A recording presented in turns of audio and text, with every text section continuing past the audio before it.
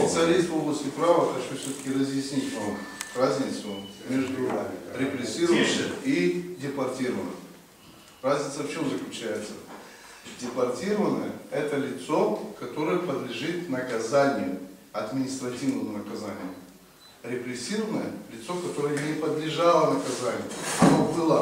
Оно было привлечено к наказанию внесудебными органами, то есть нарушение закона. В Уголовном кодексе сказано, есть диспозиция статей, что нельзя делать, и есть санкция статей.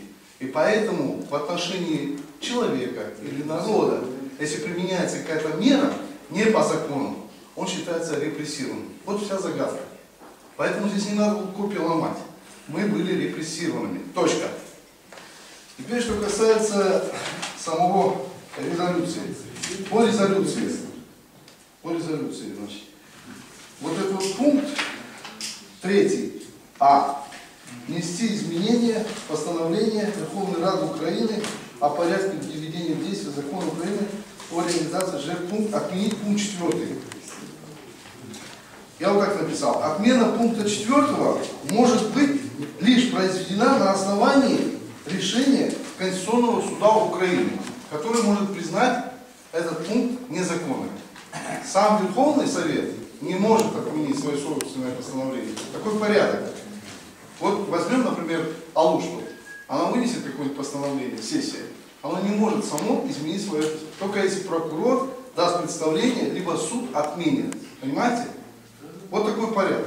Поэтому с точки зрения закона это немножко некорректно. Либо надо его поменять как-то, по-другому написать, либо вообще исключить.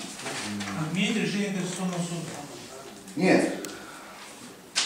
Пункт 4 постановления говорит о том, что действие закона Украинской ССР о порядке, значит, о реализации жертв политических репрессий не распространяется на крымских татар, немцев, греков, армян. Правильно?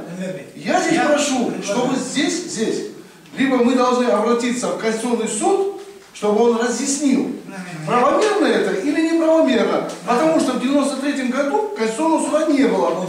Предложение, смотри, вот обращаемся к властям Украины, отменить решение Конституционного суда Украины. Пункт 4 это решение. Нет, обратиться в Конституционный суд Украины с просьбой, чтобы суд разъяснил. Нам не надо разъяснять, нам нужно отменить его. Это их... Стоп, Энвер ага, подождите, Энвер ага, можно я скажу? Можно я скажу? Можно я скажу? Наша задача поставить украинскому государству задачу. Как она будет решать? Это ее проблема, это не моя головная боль. Я говорю, отменить это постановление. Решением президента, решением Верховного Совета, решением Конституционного суда. Мне все равно. Я ставлю задачу государству. Все. Ты сказал, послушай. Пункт А с точки зрения права он некорректен. Так не пишется. Вот все. Напишите корректно с точки зрения права. Все.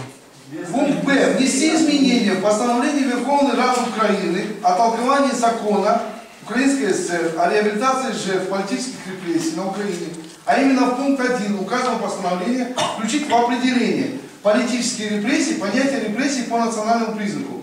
Значит, Уголовный кодекс Российской Федерации 27 года, по которому крымско-татарский народ, в числе других народов, был репрессирован, в том числе само понятие политическая репрессия, уже если в литературе этот вопрос исследован, он в себя объединяет и репрессии по национальному признаку. Поэтому это просто игра слов. Отвечаю. Не надо отвечать. Хорошо. Остановитесь. Просто здесь внести изменения. Кто будет вносить изменения? Верховный Совет? Их проблемы. Не будет он вносить такое постановление. Принимать резолюцию просто для того, чтобы принимать, так не делается. Это неправильно. Поэтому я полагаю, что пункт А и пункт Б либо должны быть изменены, так, чтобы они действительно соответствовали требованиям права, теории, истории государственного права. Я не знаю еще, как сказать. А пункт Г снять с рассмотрения Верховной Рады Украины законопроект о восстановлении прав лиц депортированных по национальному признаку, этот пункт необходимо вынести отдельно.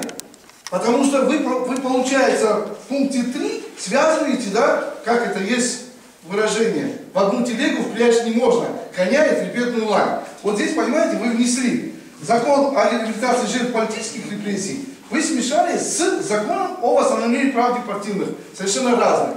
Надо внести его отдельным пунктом. И если его излагать, нужно сказать о том, что не снять с рассмотрения его,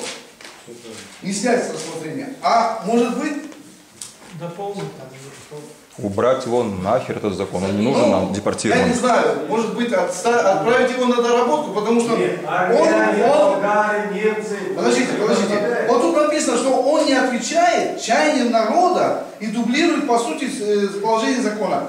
Вот надо не чаяниям народа, а здесь нужно не отвечать требованиям декларации Верховного Совета СССР от ноября 1989 года, где нас репрессировали, да? Не отвечает требованиям постановления Верховного Совета СССР 90 года, постановления Верховного Совета Министров СССР 7 марта 91 года, распоряжение Совета Министров, где четко расписано, как должны быть разрешаться вопросы коммунистического народа.